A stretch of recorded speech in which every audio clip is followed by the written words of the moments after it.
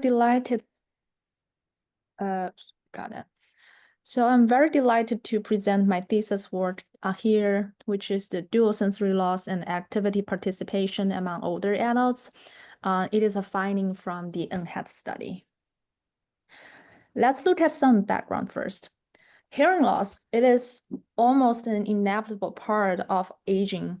As people grow older, your hearing gradually declines to varying degrees. This figure actually shows the prevalence of hearing loss increases with age. And you can see that while hearing loss is relatively uncommon in younger age groups, it rises steadily across the lifespan. And among older adults around 80 and above, nearly 80% of them have some degree of hearing loss. This number might be different in different studies, but the trending is the same, is that when you get aged, you will get somewhat like degree of hearing loss. And similar to hearing loss, vision loss also becomes increasingly common with age. Although the prevalence remains low in younger age groups, it begins to rise after the age of 60. And you could see here over 20% of adults aged 85 and above experience vision loss. Dual sensory loss, which refers to the combined loss of both hearing and vision, becomes more prevalent with increasing age. As shown in this figure, the prevalence begins to rise around age 75, reaching over 15% among individuals aged 90 and above. Despite its growing burden in older populations for this dual sensory loss, it's often unrecognized or overlooked in both clinical and research settings. While hearing or vision alone may receive some attention right now, their combined impact can lead to greater challenges in communication, in mobility, and the quality of life, especially for the older adults. And as humans' life expectancy continues to increase today, the concept of healthy aging has become more important than ever. The healthy aging framework here outlines 5 key components that support healthy aging. And in my thesis, we will particularly focus on maintaining physical activity, as it plays a very important role in preserving independence, preventing decline, and enhancing the overall quality of life in older adults. Let's look at what our study intends to do. So first, we will describe the preferred activities of older adults with different sensory function groups.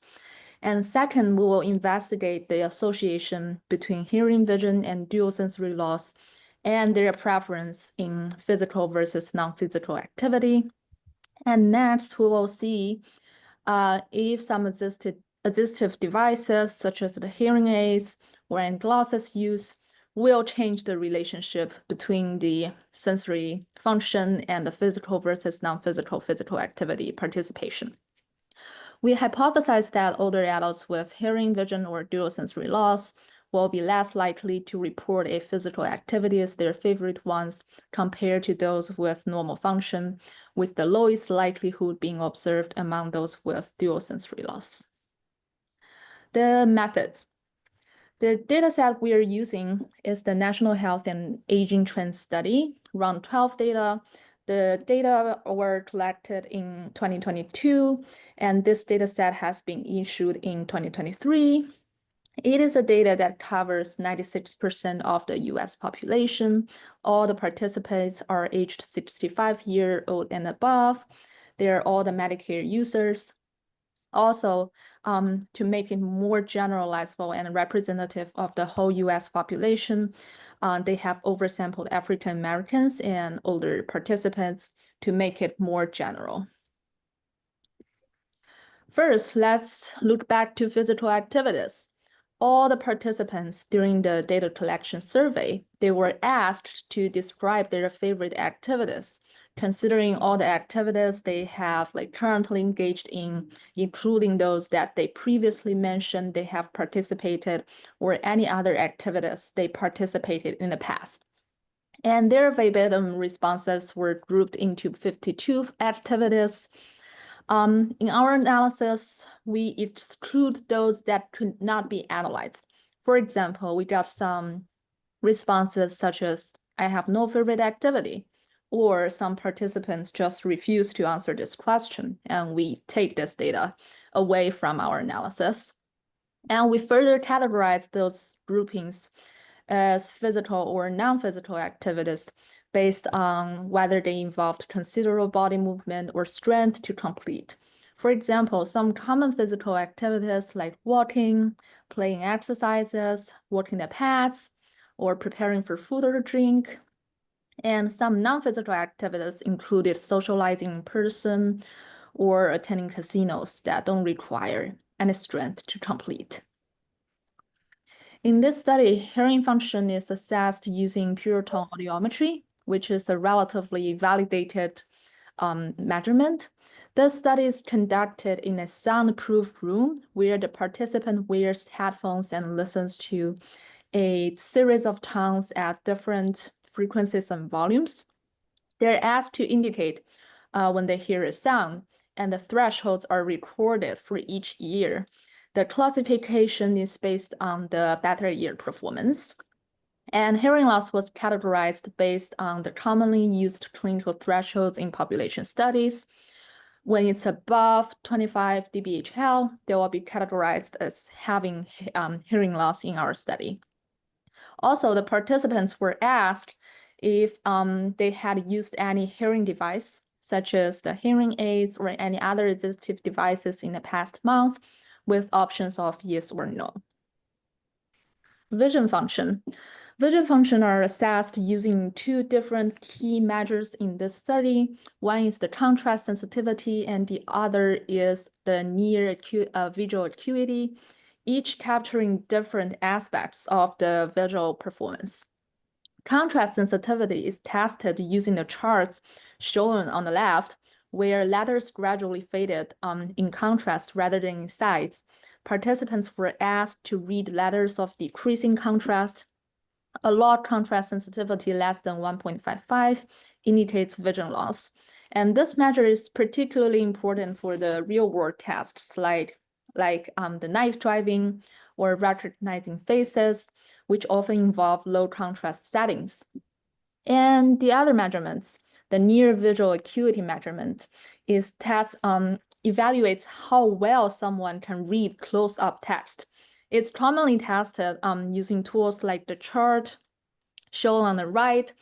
It's the complete sentence that you read, the standardized sentences of decreasing size, but you could also see somewhere else that they're using the letter charts. A score greater than 0.3 logMAR indicates vision loss. This reflects one's ability to perform near tasks, such as reading instructions or using a smartphone. In our study, we chose contrast sensitivity to define our vision loss because we believe this is more closely related to physical activity. For example, navigating environments safely or detecting obstacles is much more related to contrast sensitivity rather than your near visual acuity. Thus, contrast may be a more functionally relevant indicator in the context of mobility and activity in older adults. Another thing to mention is that in our sensitivity analysis, we do define vision loss more broadly as the presence of distance, near, or contrast to ensure the robustness of our findings across different aspects of the vision function. Here outlines all the covariants included in our analysis, grouped into two main categories. One is demographics, and the other relevant factors that could influence physical activity in older adults. Demographic variables include age intervals, gender, race, and education level. These are important for understanding the population level differences.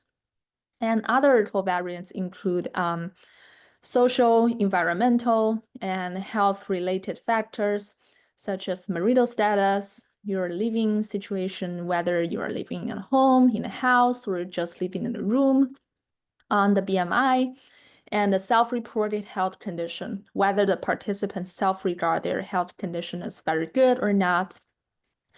Also, respondents were classified as experiencing some financial strain if they reported skipping meals due to a lack of money or food, or not having enough money to pay for their rent, pay for their utility bills, or medical bills. Participants were also asked about whether they had been diagnosed by a physician with the following conditions, such as heart attack, heart disease, high blood pressure, arthritis, osteoporosis, diabetes, lung disease, stroke, or cancer. A total of 10 chronic conditions here, and we categorize them into 3 levels with 0 conditions, one condition, or 2 more. One thing to notice is that we cross out the dementia from the chronic conditions, because back to the healthy aging framework, dementia play another role in this relationship. That's the reason we take that out. Now let's look at the results. We used a complete case analysis approach. We began with a total population of 6327. And first, we excluded those with missing data on sensory status or activity type, resulting in a reduced sample of 5399. And we then excluded those with missing covariate data, leaving us with a total final analytic population of 4640. This is the table 1, like abbreviated table 1 of our study. And there are some interesting things here. You could observe some notable patterns across groups. First is the age. Older age groups are more represented in dual sensory loss group. That's kind of like reflecting the cumulative nature of sensory decline. You could see in the dual sensory loss group, almost 60% are aged 80 and above. And another notable pattern is the activity type. Individuals with no sensory loss are more likely to engage in physical activities, as almost 64% of participants reported physical activity participation, whereas those with dual sensory loss show the highest proportion of non-physical activity participation, with the number of like around 53%. And this table displays the top 5 self-reported favorite activities stratified by their sensory status. And across all groups, you could see that walking or jogging consistently ranks as the most favorite activity. And notably, physical activities like walking or jogging, exercise, and outdoor maintenance, we refer outdoor maintenance to gardenings, appear frequently among the top activities, even in groups with sensory loss. However, individuals with dual sensory loss show a shift towards more solitary activities, such as reading, watching TV, or even like reporting no favorite activity. You could see in the dual sensory loss. This is being unique to this group and potentially indicative of lower engagement or greater limitations when they want to participate in any physical activity. And first, we ran an unadjusted logistic regression model to estimate the association of sensory loss and odds of preferring a physical activity. We found that both hearing and vision loss independently reduce the odds of participating in physical activity. The odds ratio for hearing and vision are, I think it's like 0.79 and 0.81 respectively.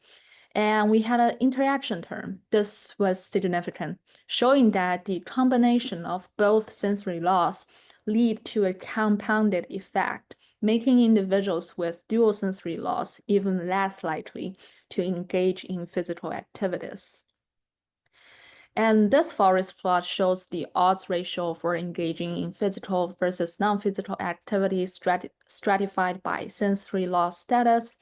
We ran 3 models. The first is the unadjusted bivariant model, when sensory status was categorized using a combined measure that the reference group is normal function, and the other 3 groups are hearing loss only, vision loss only, and dual sensory loss.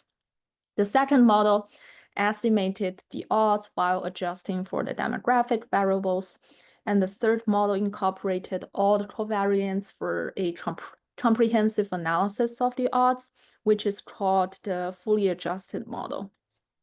And across all the models, individuals with dual sensory loss consistently have significantly lower odds of engaging in physical activity compared to those who have no sensory loss.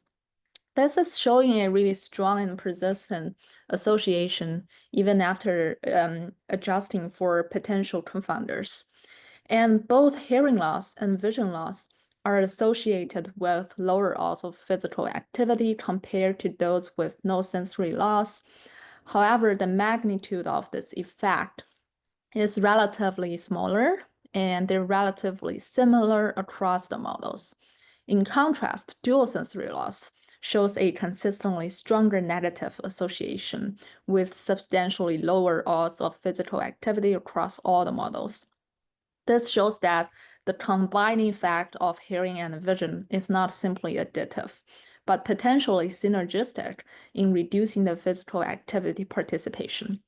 One more thing to add here, I didn't put in my slide, is that males were more likely to participate in physical activities compared to females, and ages was inversely associated with physical activity participation, which is quite intuitive, with adults aged 85 to 89-year-old and those aged 90 year above showing the lowest odds of engagement.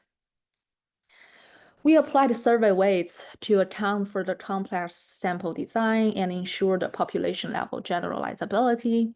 And in the weighted analysis, the results remain pretty consistent, with dual sensory loss continuing to be the strongest one predictor of reduced physical activity participation. The negative association between age and physical activity participation remain robust. It's still the same, relatively the same, with those aged 90 and above having 60% lower odds of participation. And the effects of hearing loss only and vision loss only are again fairly comparable, and their odds ratio are more closer to the line of odds ratio equals to 1, especially after the full adjustment, probably suggesting that smaller and potentially non-significant impacts in a weighted model. And in our secondary analysis, we investigate whether the use of hearing aids or glasses is associated with participation in the physical versus non-physical activity, and whether the relationship between sensory loss and activity type is modified by those device use. Among those with no sensory loss, using a hearing aid or glasses is not associated with increased physical activity.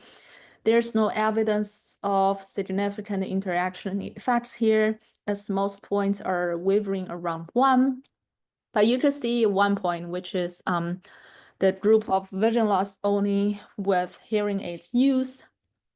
The confidence interval is very wide. One reason behind that is that, remember, due to our definition of vision loss, the vision loss group is pretty small. It only accounts for 6% of our total analytic population. And also the number of using hearing aids is small as well. So that's probably the reason why we have such a wide confidence interval. Let's wrap up for what we found in our study. In this study, we found that sensory loss, particularly dual sensory loss, was strongly associated with lower odds of physical activity participation. These findings remain robust across a range of model specifications and were consistent in both our weighted and unweighted and weighted analysis, in our main findings and in our secondary findings. This pattern suggests that the mechanisms through which hearing and vision loss affect physical activity participation may be both distinct and synergistic. Hearing loss only may reduce the social engagement in group exercise activities, while vision loss only may impact the confidence for those participants in navigating the physical environments. And when you combine the two together, these barriers may substantially diminish the opportunities and motivation for physical activity participation. And our findings that walking or jogging remains the most popular activity across all the sensory groups is very surprising. Even when facing sensory challenges, older adults maintain their interest in fundamental movement activities that may be more accessible and adaptable to their limitations. However, the low rates of participation among those with sensory loss indicates that the interest itself alone may not be enough for them to overcome the practical barriers to engagement. And there's a complex interplay between sensory experience and the context in which physical activities typically occur. The compounding effects being observed where the dual sensory differences present greater challenges than would be predicted by either condition alone.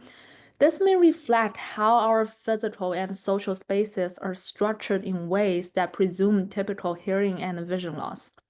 And when the environments and activities are designed with limited sensory diversity in mind, individuals experiencing those challenges they must navigate layers of structural challenges that extend beyond their physiological aspects of sensory processing itself. And also, this interpretation moves us forward to think about how adaptations in activity environments and program designs might be as important as individual level interventions in promoting equitable participation. And the individual level adaptations alone are not sufficient when environments remain inaccessible. This has very important clinical and public health implications, as we believe more interventions are needed to promote physical activity among older adults, addressing sensory barriers directly. One thing to add is that this study has limitations. Our results are from a cross-sectional analysis that limits the causal inference. Longitudinal analysis probably are needed in the future to understand how the changes in sensory function over time affect the activity preference. And our measure of sensory loss, while they're validated objective measurements, they may not fully capture the full spectrum of the functional limitations experienced by the participants in the real-world settings. Yeah, that's it. I'm open for any questions. I'm just tweet the notes view so I could see the chats. Great, thank you, Sally. Any questions or comments?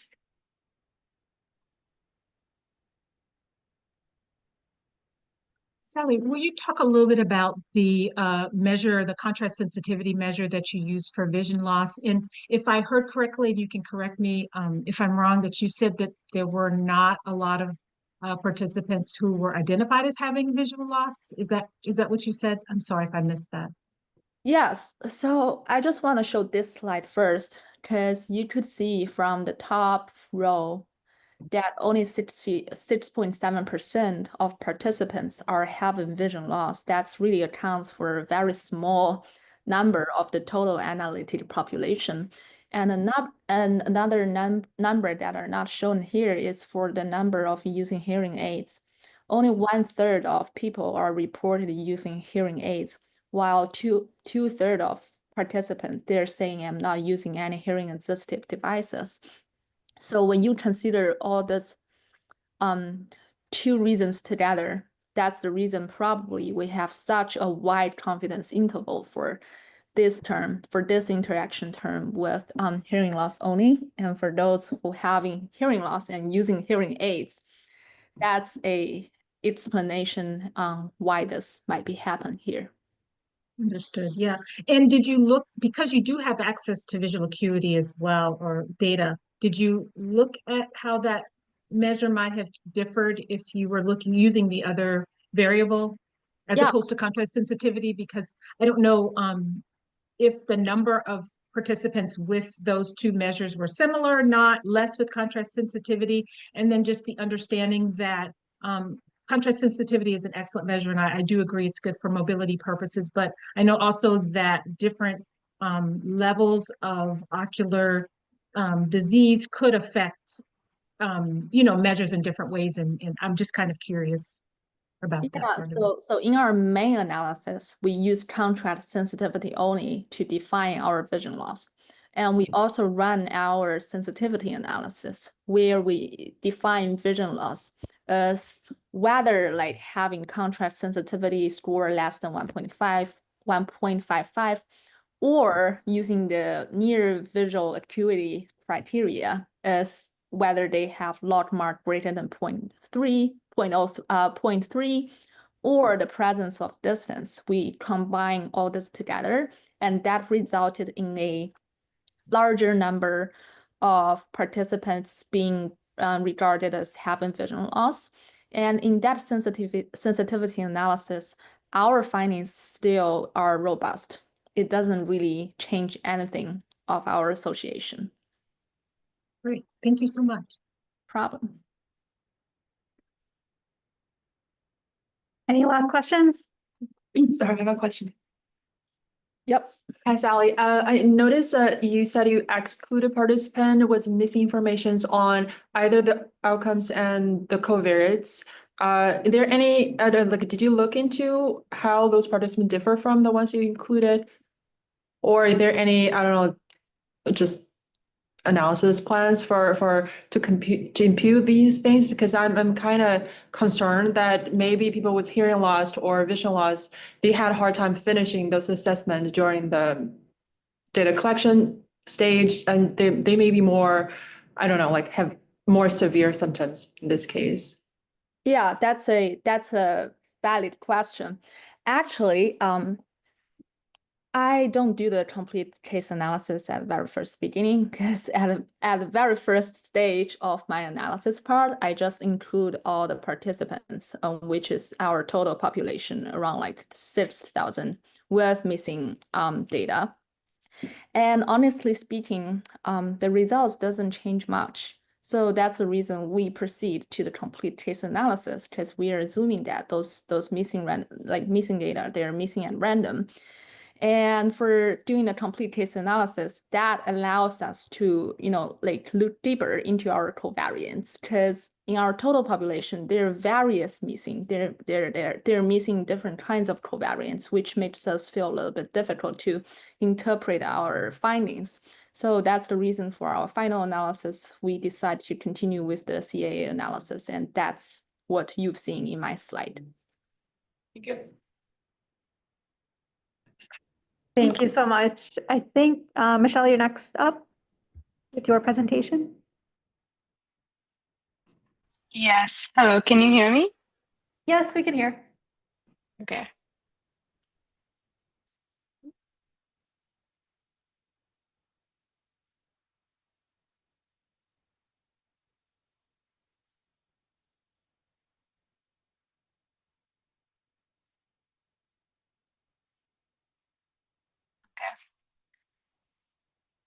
Okay, so good afternoon, everyone. My name is Michelle, and today I'm going to be presenting my research in progress on culturally adapted health education for cancer screening among American Indian and Alaska Native women.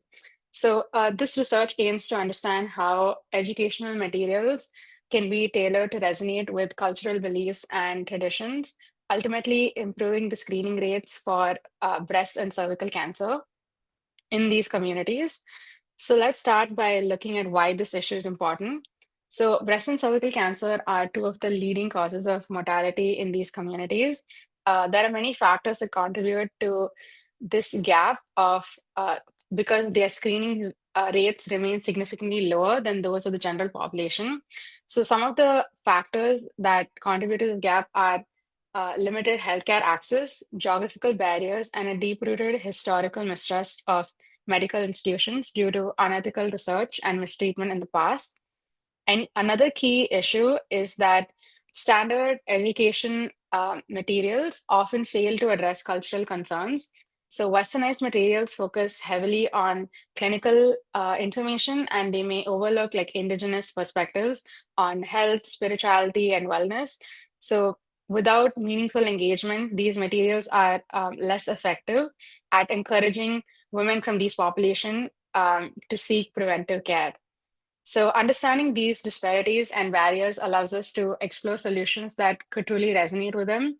And one of these solutions is the use of culturally tailored health education.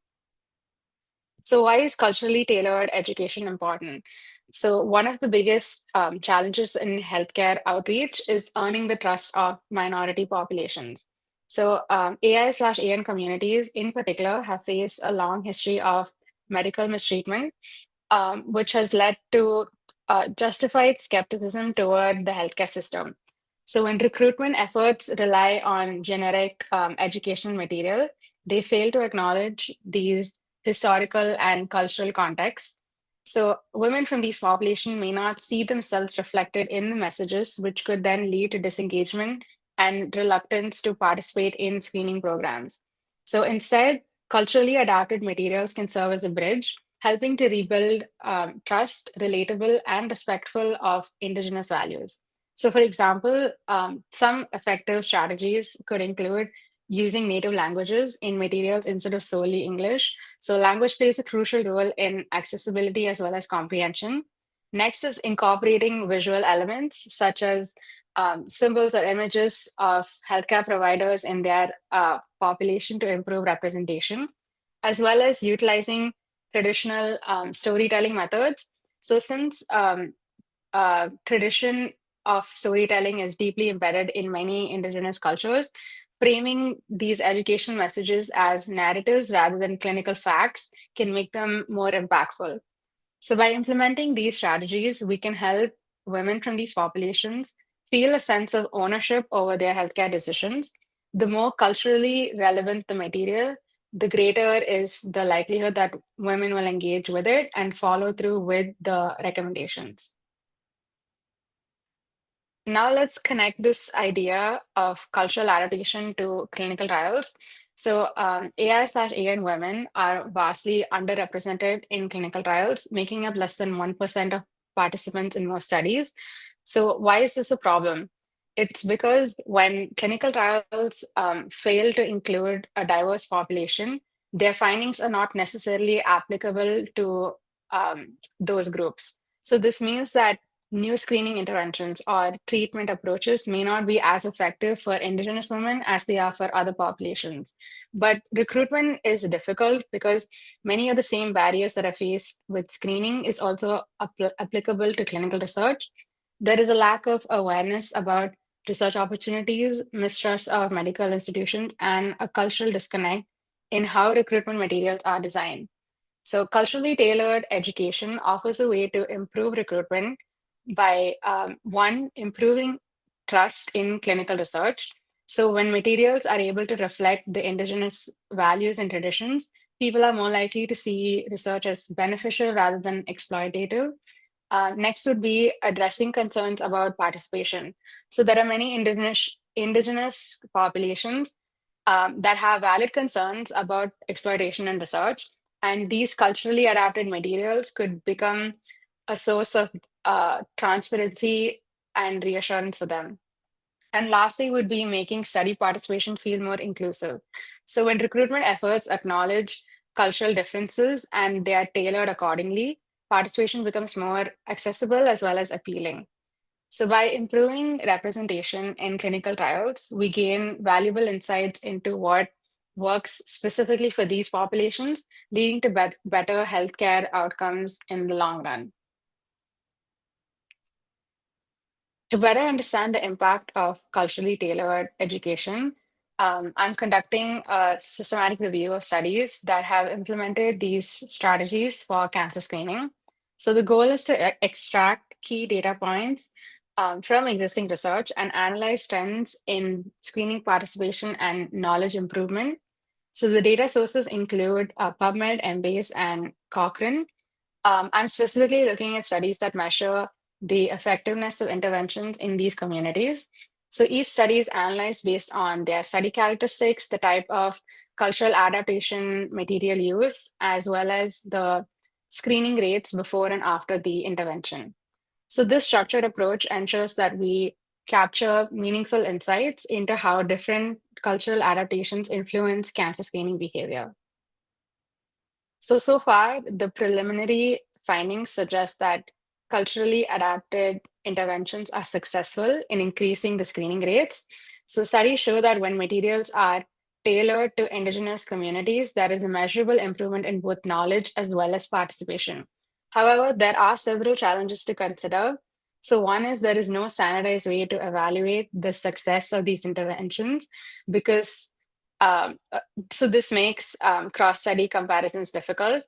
Another one is that many studies actually focus on like short-term knowledge gain. So they would do a quiz or a survey right after the intervention, but very few measure long-term adherence to screening recommendations. And lastly, there is limited research on how spiritual beliefs influence screening behaviors, which could leave a gap in understanding how to integrate faith-based messaging into educational materials. So recognizing these gaps will help guide future research to refine best practices in culturally tailored health education. So the impact of this research extends beyond simply identifying effective educational materials.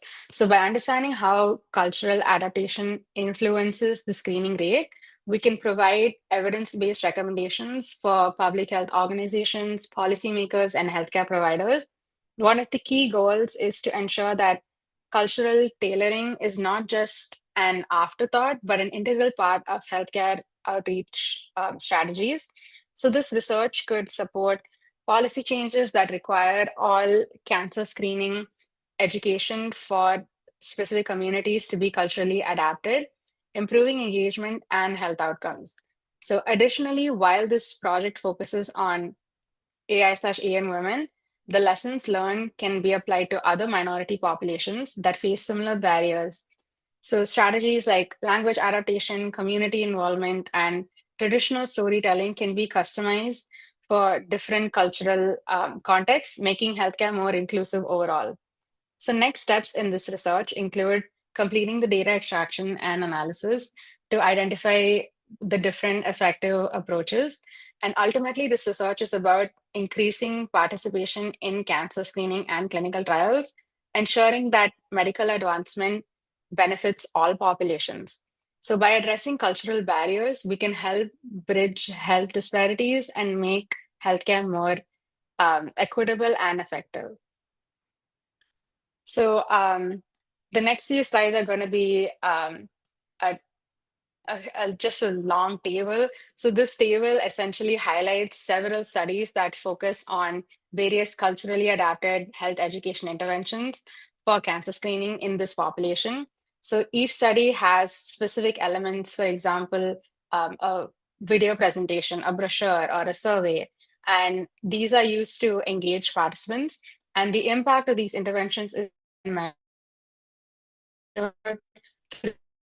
through knowledge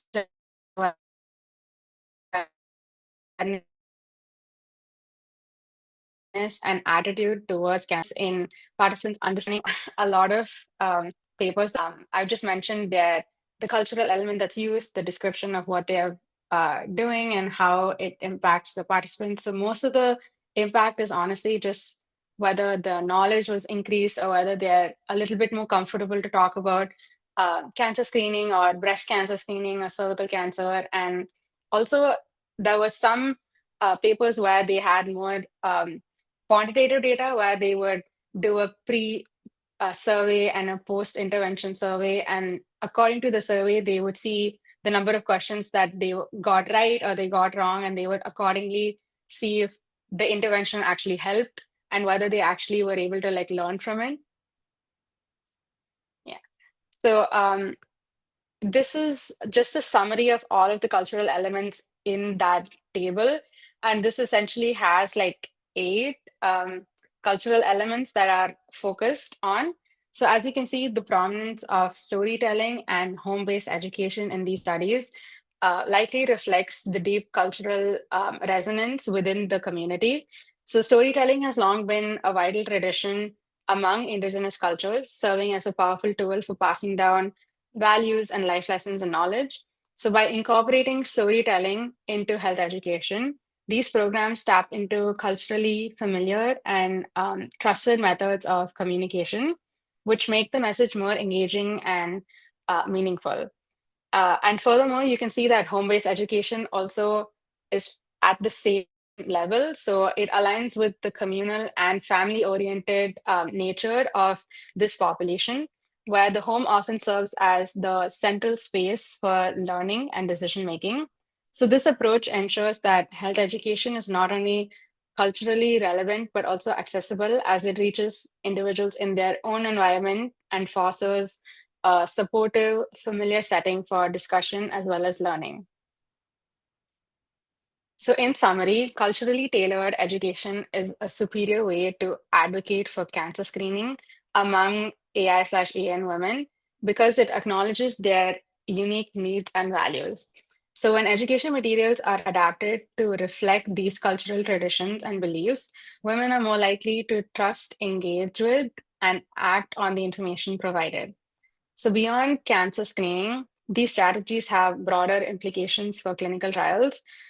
Increasing the representation of American Indian and Alaska Native in research is crucial because without diverse participation, we cannot develop medical interventions that work for all populations.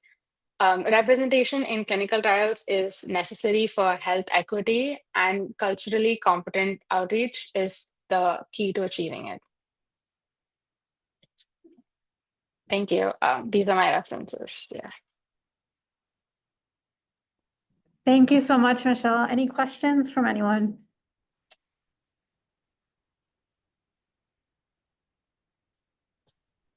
Hi, can you hear me? Yep, we can hear. Great, thanks. Well done, Michelle. Question. So I think qualitative studies was beyond the scope of your research question here, but I was curious whether you encountered or were considering looking at qualitative studies of this topic. Honestly, we're looking at all qualitative as well as quantitative because there's actually not a lot of papers out there. So in that tabular column, there's like a mix of both like qualitative as well as quantitative studies. Got it. And what was some of the themes that are coming through from those qualitative studies? So according to most of the studies, what they have mentioned is usually, so they essentially conduct like a survey or a questionnaire, or even sometimes do like focus groups before an intervention and after the intervention. And they have results of the questionnaire that they have like mentioned in their study. So it would just be about whether their knowledge of when to get a pap smear test, or like when would someone start going for a mammography screening, or questions related to that. So they would take it before the intervention and after the intervention. And when they see that the answers don't match, or that only after the intervention they've actually understood that this is the age that you start going for screening, then they realize that, okay, their knowledge has essentially increased. So they would then just like see how many answers that they've got right in that questionnaire or in that survey, and that would be considered as their knowledge increase in cancer screening, or their ability to be able to now talk freely or like talk comfortably with the family about cancer screening, if that makes sense. Yeah, that's great. I'd also encourage you when you're writing this up to clarify what framework you're using for synthesizing the data, the qualitative data from these studies, because it can be done in a set of different ways. For now, I've just extracted the data. Like I'm just still looking into the different kinds of results that are given. So I'm still like focusing on what are the cultural elements that they use. So because all of them would be different and they would like vary depending on that as well. Because something would be an educational brochure, but another one would be a video. So a video would be more informative in like in 10 minutes, and a brochure would still be something that they would have like they would still have to comprehend and then take a survey. So I'm still figuring that out. So I think I will have to like experiment on like how I finally quantitate all of it into one. Great, thanks. Thank you. Any additional comments or questions?